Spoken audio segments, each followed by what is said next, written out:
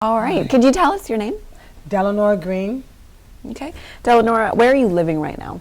I stay at Modesto, El Capitan every day. The motel. Okay, so it's a motel here in Modesto. And why are you staying at a motel? Because I'm homeless. I don't make the room. I mean, I'm homeless until I make the room. I go out and sing every day. So how much is the room rate? Well, they give me a discount. It's $48 a day. Okay. How long have you been staying there?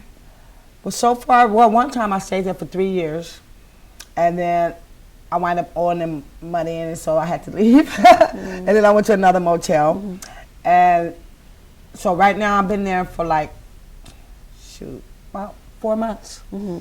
You said the one time you were there for 3 years. How long have you been homeless? Oh my God, 10 years. I'm going on 11. God's I've been doing this for 10 years. Wow. Yeah. God is good though. Can I ask a little bit more about when you said this is going on 11 years, so it's over a decade that you've been homeless. Can you take us back to when you first became homeless and what that was like? When I first became homeless, I cried. I didn't like it. But we stayed in we had a truck, a Dodge truck. And so we had a camper shell in the back. We had a mattress in it. And we foiled the windows so nobody could look. But foil around the windows, the back of the camper, because we slept in there. And changed our clothes so nobody wanted to look in there. And then we used to wash windows at the taco truck. And me and my man, and then a friend of mine told me about, because I used to walk down the street singing all the time. A friend of mine told me about singing and making money downtown. We used to, let me tell you, we slept by the railroad tracks for 6 months. We had a tent and everything. And I was so nervous, I was so scared. I just knew somebody was gonna come in there and kill us and all that stuff. And my man used to ride ahead of me and chase the mice out of our camp. Because he knew if I knew it was mice in there, I wasn't gonna stay. So when you say we, it's yourself and your significant other. I've been here for 14 years. For 14 years, okay. And you've always been homeless here in Modesto? Yes. Okay. Were you raised here in Modesto? What brought you? No, I'm from Fresno, and I was raised in East Oakland. Okay. What brought me here? Oh wow, that's a long story. My family, I was in Oakland, and my family moved to Fresno, and I went to jail.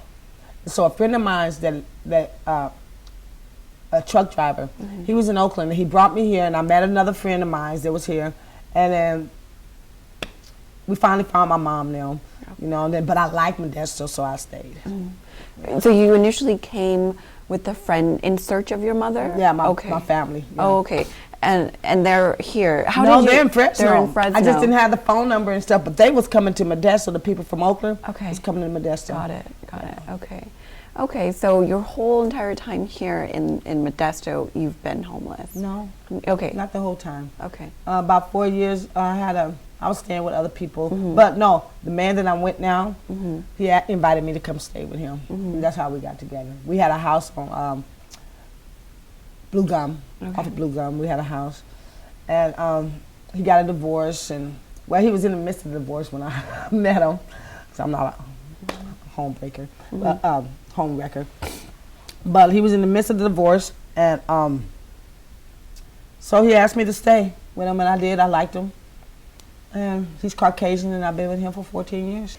So, Dellanora, sometimes when we find out the stories of people who are homeless, it's often, they have bouts of homelessness, and it sounds like that's the case with you and your significant other.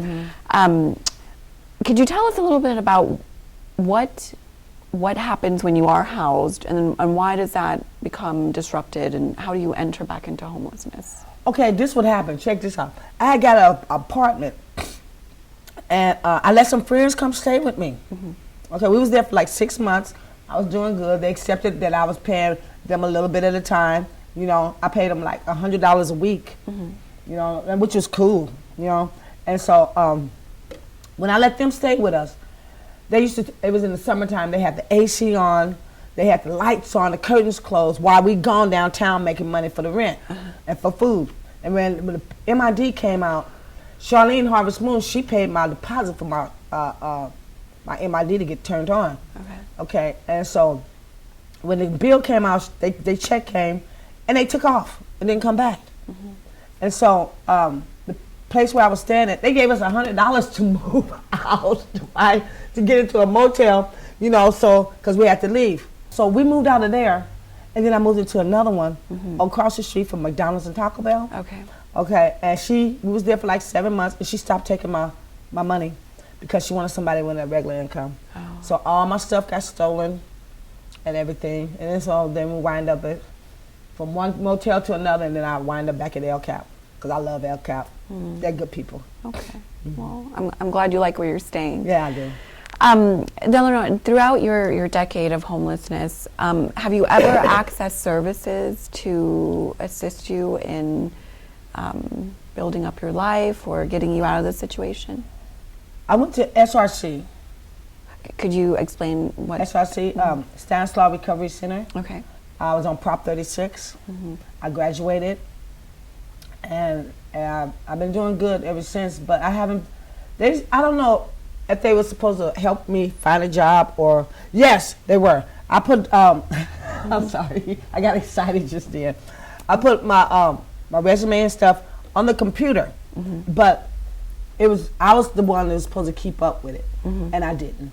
So I can't blame them because they're a good place, you know, good people there at SRC.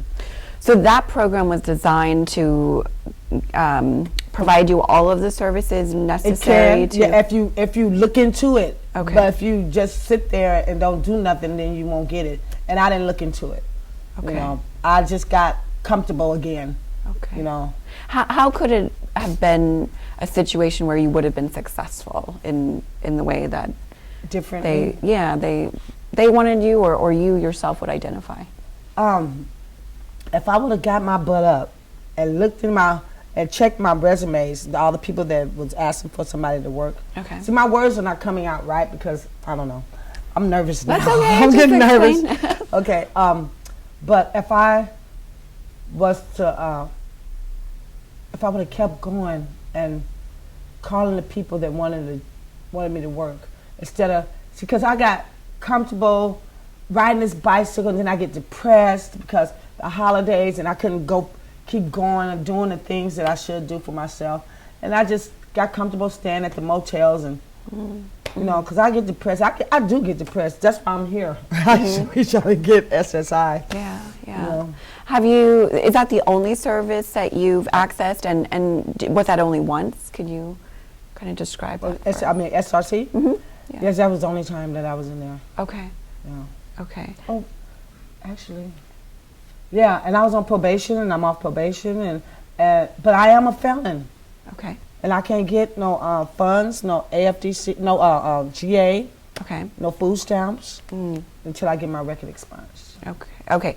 Now, what's that process? That I have to go down to the police department and pay $100 and something, which I don't have. Okay. And to get my record clean, and then I can get services. Okay, but that is a possibility for you, yes, to be able to access general assistance and food stamps. Okay, because right now you're not receiving any type of assistance other than what you earn singing on the streets of Modesto, which you do very well. And I love it. So, Dellanora, what do you think you would need from our community, from society, to be able to help your situation, and then just homelessness in general? Well, really, I think that we need someone to take a look at how sick a lot of these homeless people are. You know, they don't have their medication, and they walk around the street instead of being mean to them. And then some of them you have to just walk away from because they ain't got it all. But we need a place like the shelter, for instance. Now, during the summertime, they close it. But a lot of people can't get to the one on Yosemite, you know, or they have a strict. We just need, I don't know. I got so many ideas in my head that it's hard to get them out. I hate that. But we need somebody to to take a look at the situation, to clean the streets up. It's a lot of people that's sleeping on the streets. They're getting beat up while they're sleeping. And like the Sunshine Place, that was good. When they had the Sunshine Place over here across the street from the taco truck, people used to come in there during the daytime. They used to sit and watch TV, play games, instead of wandering the street at night, in the daytime, and causing trouble, have nowhere to go. They can't even sit at the bus station anymore. Okay. They kick us away from the bus station when we just sitting there. And the security guards are so mean. So, but the Sunshine Place, if we had somewhere where people could just come in and sit and play games and watch TV and have donuts and serve lunch and maybe give them a project to do, you know, then, you know, that'll make them feel better about themselves too. That's what I feel. So kind of like a day Sunshine Place was a day center. Yeah, a day center. Yeah, exactly. Okay. Now you mentioned people being mean, or is that It's from a just lot- society in just general? society in general. There's a lot of mean, evil people out there in the world. I mean, they throw eggs at us. They beat people up in the park when they sleep with baseball bats and chains. This guy got stabbed in the park. This old man, he was in his wheelchair and he got stabbed in the park. I heard. What happens when there are crimes against homeless people like that? What happens in the community, and then It makes me mad, actually. I don't know what the police do about it because I never hear anything about them capturing the people that's doing it. You know, but it pisses me off, and it makes me nervous to be out here too. You know, because let's run over a homeless person on a bicycle today. You know, stuff like that. That's why I get nervous when I be riding my bicycle. You know. throughout your periods of homelessness, has anything like that ever People happened? threw so many things at me. They shot me and my man. He was riding down the street, paint gun. You know what I'm talking about? Yeah, and shot it at him, and that hurts. That hurts. He had bruises on him because he's white, right? And you can see the bruises on him. And they threw grapefruits at me, and eggs and bottles when I was at the theater singing. And we're not young, and he tries to chase and fight him. He can't fight. I said, baby, let it go. I pray for him, you know. I say, God bless you, you know. That's what I do, you know. So I now that I have gotten older, I try not to be scared of nothing anymore. I just let God take care of me, and I pray for those that don't have no sense. This one guy at the post office called me. Can I say it? Yeah, please. He says, shut the fuck up, nigger. All the time. He says, nigger, shut your motherfucking mouth. And I say, God bless you. Just one guy. So I know, you know, hey, what can we do? It's this life. You know? I wish everybody had a good heart. Your spirit's remarkable, and your story is actually very unique because you are a singer. Can you tell us a little bit about that aspect of your life, and you say, your inspiration, and how that's affected your being homeless? And well, okay. Since I started singing, first of all, I learned to sing from the bathroom when I was a kid. My whole family. My dad's a singer. He was a singer. He was a preacher, and he played the guitar and he sang in the clubs. My mom, they all sing. So you should hear my kids, all the kids when they get together. I have 3 kids, by the way. They're all grown. My daughter's in college, and I have 2 boys. One is in Palm Springs or Miami. I get them 2 mixed up, okay? He's with my brother. But then my other one, he's a schizo, so he's in Fresno. He's doing all right now because he's taking his medication. But I love to sing. Me and my sister, we used to do groups when we was coming up and perform at Casamont in Oakland. And we used to get booed, but they didn't stop me. You know, they didn't stop. They booed us because you know how teenagers are. So when this guy, and I came to Modesto, told me, because he used to hear me singing walking down the street, and he told me to go downtown and by the theater and sing, and maybe I could make some money. I started doing it. And I was nervous. Oh, I was so scared. That's when they threw a bottle at me. You know, I said, I'm not going to do this no more. But then I was hungry, so I had to do it again. I didn't like washing windows. And I really don't like asking people for money. So I say donation. You know, because a donation could be a hug, a prayer, and I love prayers. You know, or food, you know, anything. And but I just love to sing. It takes me from this world. In other words, I be in my own world when I sing sometimes. I tune everybody out because this world could be so mean, and it just hurts when people be mean. So when I sing to him, and I look up in the sky and I sing, and it feels, it takes the weight off of me sometimes. You know what I be going. See, my eyes are getting teary. I'm about to cry actually. But yeah, so I just love to sing, and I want to be a gospel singer.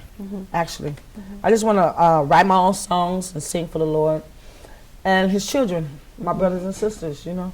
You have a CD available. Okay, I actually saw you at the McHenry Museum. Yeah, as a part of a panel. You mentioned in your talk about ordinances in Modesto that restricts your ability to sing for donations. Could you tell us a little bit about that? I cannot be 25 feet. I have to be 25 feet away from the intersection, 25 feet away from the bank, the driveway, the parking garage. I can't be by a restaurant, outdoor, closed-in restaurant with the gate and stuff. I can't be anywhere. You know what I'm saying? If I got to be 25 feet from here and 25 feet from there, where can I sing? So I hit and miss. You know, I try to do the right thing. It's only one officer. I don't know if I should say this, but should I? You can share. Okay, it's only one officer that bothers me. The rest of them are so cool. They say, Dellanora, did you make your rent today? Or Dellanora, it's a whole bunch of people over there, you better catch them. You know, and they cool, except for this one. Now, he said if he see anybody give me money, he's taking me to jail. He said I'm panhandling. A lot of people do say I'm panhandling. A lot of people say I'm entertaining. You know, I'm giving them a service, which they enjoy. And when I'm not singing and I do just ask, do you want a song for a donation, then I feel like I'm panhandling. You know, but when I'm singing and people just come up to me and give it to me, you know, then I'm doing a service. So I enjoy it. And the people that I meet are so wonderful. I meet a lot of good people. And then I meet a lot of bad ones.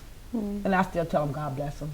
You know, I even share what I have, and I don't have much. When I see some of my homeless friends out here and they hungry, I ask them if they eat, and I give them a couple of dollars. And I might be $10 still short on my motel room. I don't care. I give them some money so they can eat. Do you ever access, or do you, well, you yourself, either the shelters or any of the food pantries or food trucks? I go to Salvation Army to eat lunch. Okay. And sometimes I go to the park when they have, or in the convention center when they have a Thanksgiving dinner, Christmas dinners. Okay. But like the mission or the shelter, I don't go there. Okay. I stayed at the mission one time. They kicked us out because they found out that me and my man were a couple. He was in the men's section, I was in the women's section. And a hater told them that we're a couple, and they kicked us out. So I don't even bother with the shelters or nothing like that. Okay. Because I don't think that's fair. But we're not staying in the same room or same building. I don't understand why they had to kick us out. So. Okay. I'd rather stay in the motel. You mentioned earlier that the shelters are closed during the summer? The one over here is closed during the summer, but they open in the wintertime so people can get off the streets. Okay. And then it's another one on the mission. They open 24 hours all the time, I think. Okay. Okay. Yeah.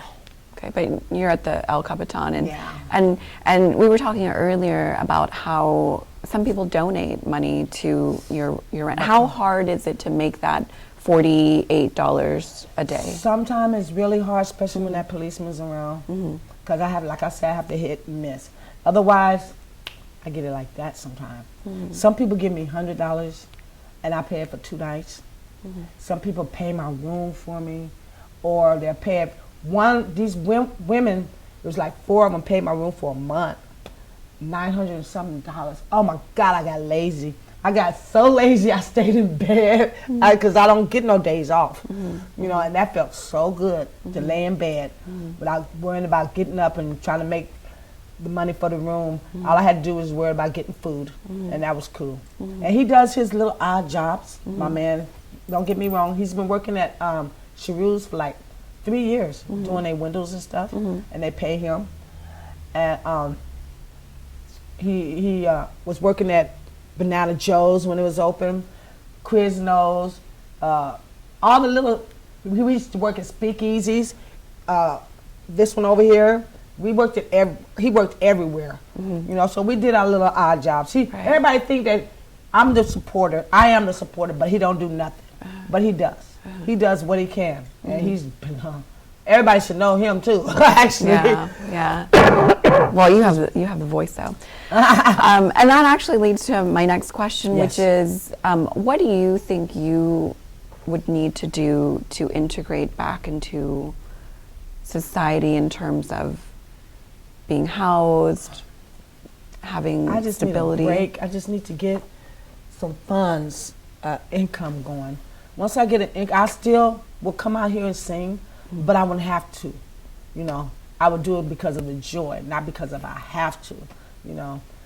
I just need service like you guys, you know, which is, I'm so glad I found out about you guys because I didn't even know that you help with SSI. So, and I don't care, but I'm dumbfounded on how to get on it. So that's why I say I'm glad you guys are here. So someone kind of helping you through the process of identifying resources, connecting you with them.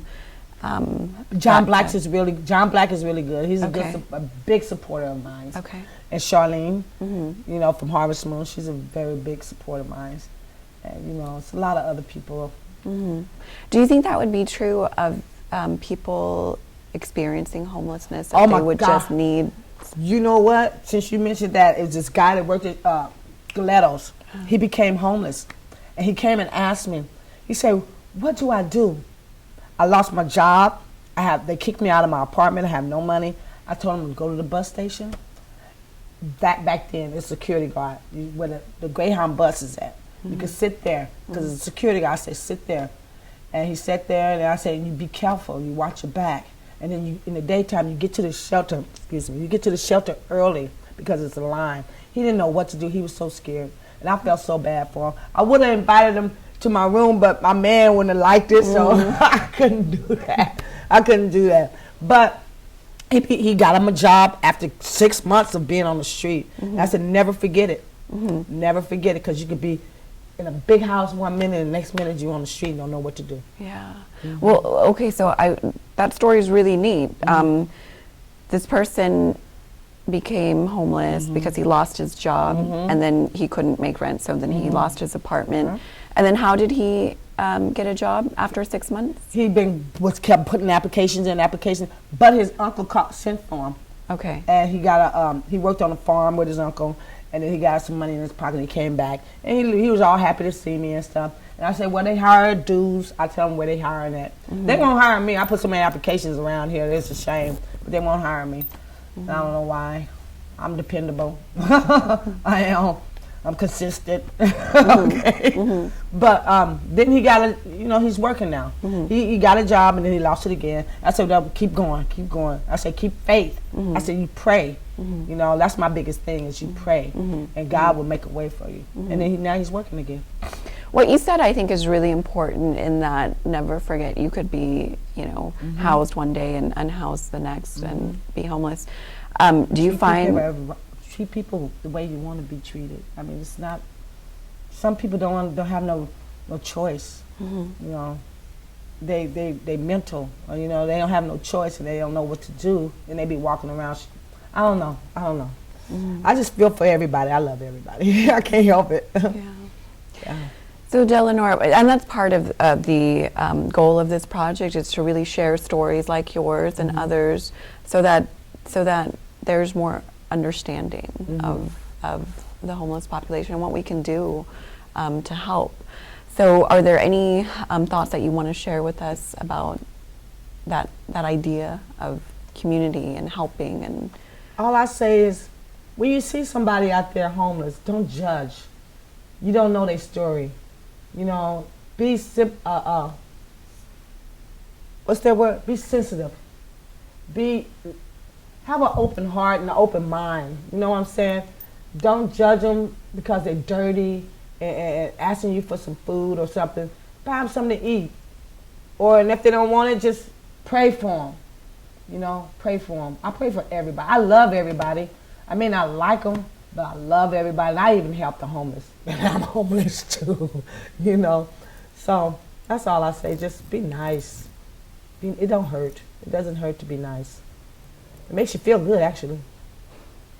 Yeah. Della, do you want to not be homeless? No, I don't want to be homeless ever. I can't stand it. It's not fun. It's no fun. It's no fun because I have to work one week.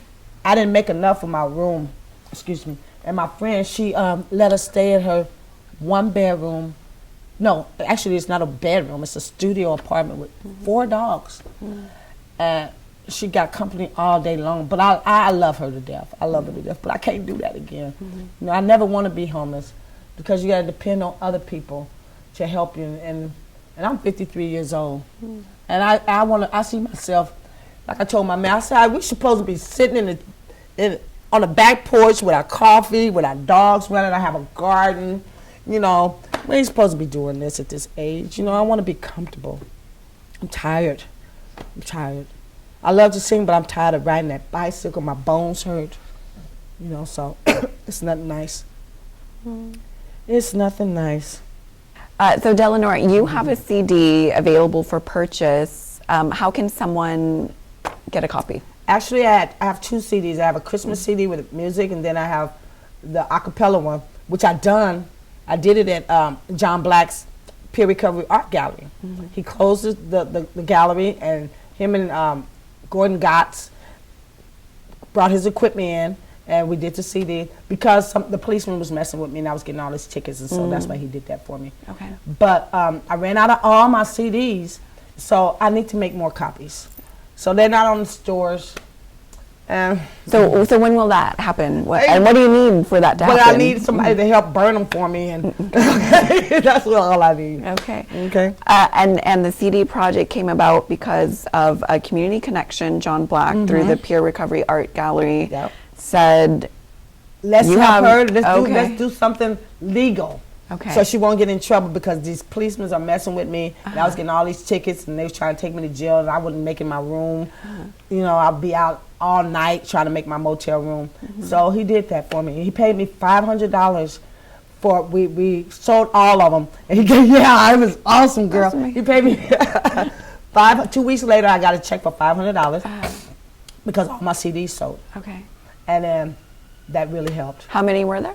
50. Oh, okay, wonderful. So would it be another 50 then that you would be?